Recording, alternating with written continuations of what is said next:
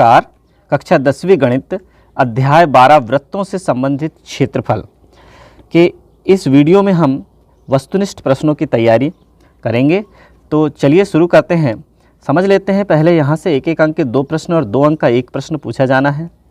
2 अंक का प्रश्न यानी छोटा प्रश्न पूछा जाना है और एक एक अंक के 2 वस्तुनिष्ठ पूछे जाने हैं। तो सही विकल्प चुनिए। सबसे पहले नंबर पर आया सही विकल्प चुनिए।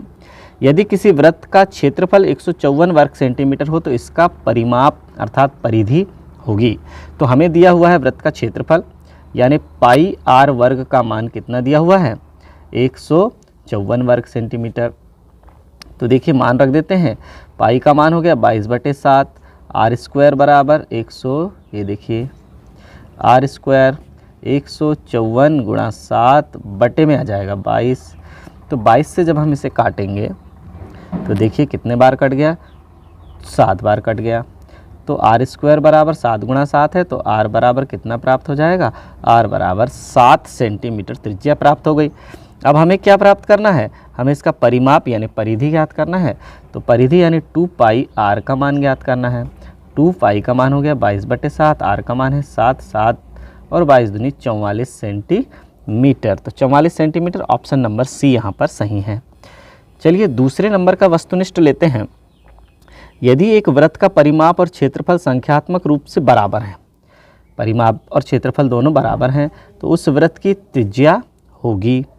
उस वृत्त की त्रिज्या क्या होगी, अभी हम खुद देख लेते हैं कि भाई एक वृत्त का परिमाप यानी 2 पाई आर और पाई आर वर्ग दोनों मान आपस में बराबर हैं। तो इस वृत्त के लिए आर का क्या मान होगा, अभी आप खुद देख लीजिए। तो पाई से तो पाई कैंसिल हो गया और 2r बराबर आर स्क्वायर है। अब 2r बराबर क्या है, r इंटू आर है, तो एक r और कैंसिल हो जाएगा। तो r बराबर कितना प्राप्त होगा, 2 इकाई।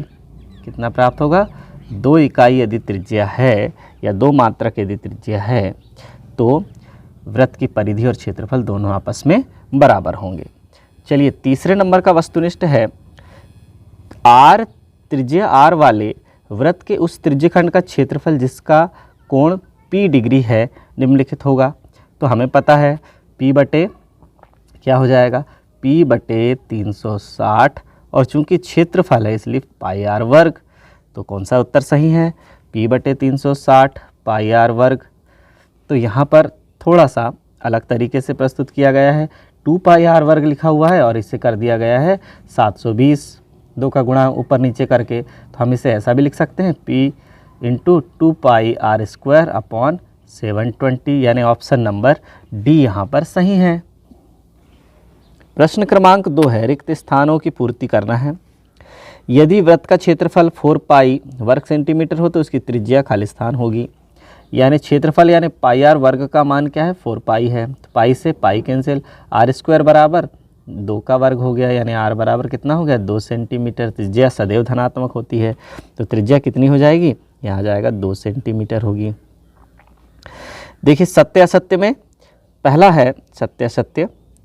वृत्त की परिधि 2 पाई आर होती है जहाँ आर वृत्त की त्रिज्या है।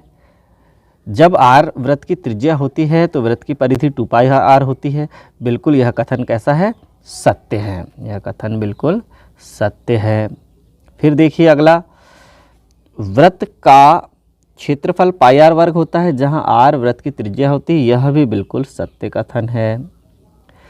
फिर देखते हैं तीसरा, वृत्त के त्रिज्यखंड का क्षेत्रफल पाई आर वर्ग थीटा बटे 360 होता है जहां r वृत्त की त्रिज्या तथा थीटा केंद्र पर अंतरित कोण होता है। बिल्कुल यह कथन भी सत्य है। तीनों कथन सत्य हो गए।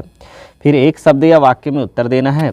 वृत्त के क्षेत्रफल का सूत्र लिखिए। यदि त्रिज्या r है, त्रिज्या क्या है, माना वृत्त की त्रिज्या क्या है, वृत्त की त्रिज्या r है तो वृत्त का क्षेत्रफल क्या होगा, वृत्त का क्षेत्रफल बराबर पाई आर वर्ग वर्ग इकाई होगा। पाई आर वर्ग वर्ग इकाई होगा वृत्त का क्षेत्रफल। चलिए फिर वृत्त की त्रिज्यखंड का सूत्र क्या होगा, फिर से माना वृत्त की त्रिज्या r है तो वृत्त के त्रिज्यखंड का सूत्र क्या हो जाएगा, देखिए पाई आर वर्ग तो रहेगा ही रहेगा, और थीटा यदि केंद्रीय कोण है तो थीटा बटे 360। यहाँ भी क्या हो जाएगा, वर्ग इकाई या वर्ग मात्रक लिख सकते हैं आप। तो ये हो गया वृत्त के क्षेत्रफल का सूत्र, वृत्त के त्रिज्यखंड का सूत्र। ये देखिए ऊपर दिए हुए हैं। फिर देखिए यहाँ पर अब ये जो सवाल दिए गए हैं 2 अंकों के लिए संभावित सवाल हैं। इन सवालों के हल हमारे इस चैनल में उपलब्ध हैं, तो आप उनसे तैयारी कीजिए। आज की यह क्लास यहीं समाप्त करते हैं। धन्यवाद।